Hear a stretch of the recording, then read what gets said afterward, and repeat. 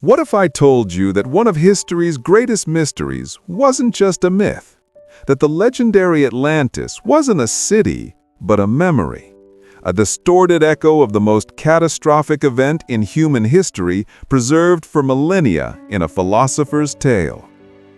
The story begins with Plato. Around 360 BC, he wrote of a mighty empire called Atlantis, an advanced civilization with magnificent architecture and immense naval power. But its people grew arrogant, and in one terrible day and night, the entire island was swallowed by the sea, vanishing without a trace. For centuries, explorers have searched for Atlantis in all the wrong places. But what if we've been misled by a simple mistake in translation? What if Plato's Atlantis wasn't beyond the Pillars of Hercules, but much closer to home?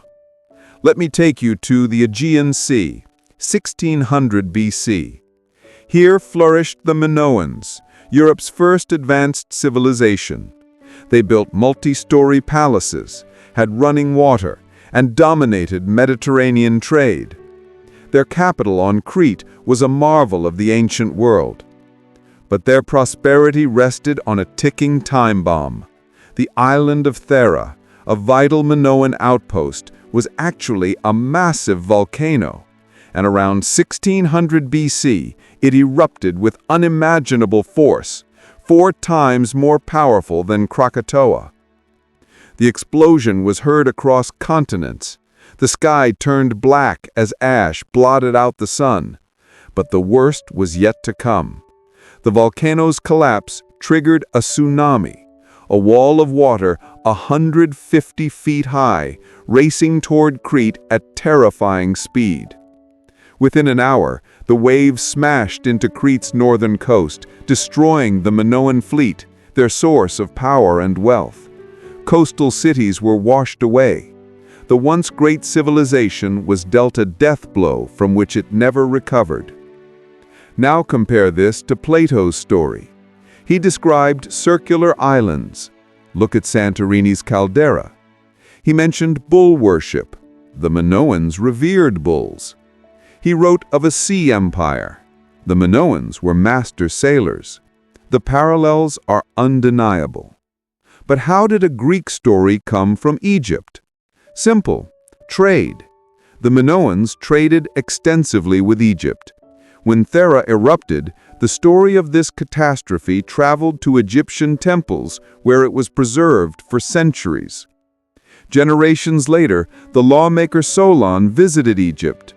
Priests told him of an empire that sunk beneath the waves.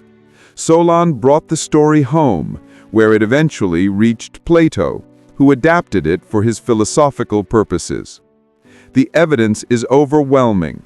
Ice cores from Greenland show volcanic ash from 1600 BC. Tree rings from Ireland record a global cold snap. And underwater archaeology reveals Minoan ruins off Crete's coast, victims of the tsunami. So was Atlantis real? Not as Plato described it, but the memory was real. The civilization was real.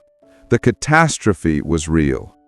Atlantis was the Minoan civilization, and its dramatic end was the eruption of Thera. The true power of this story isn't about finding a sunken city.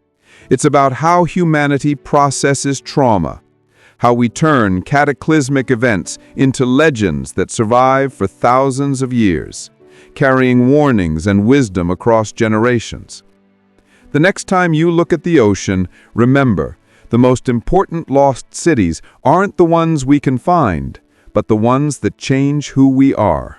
Atlantis isn't lost. We just forgot where the story began.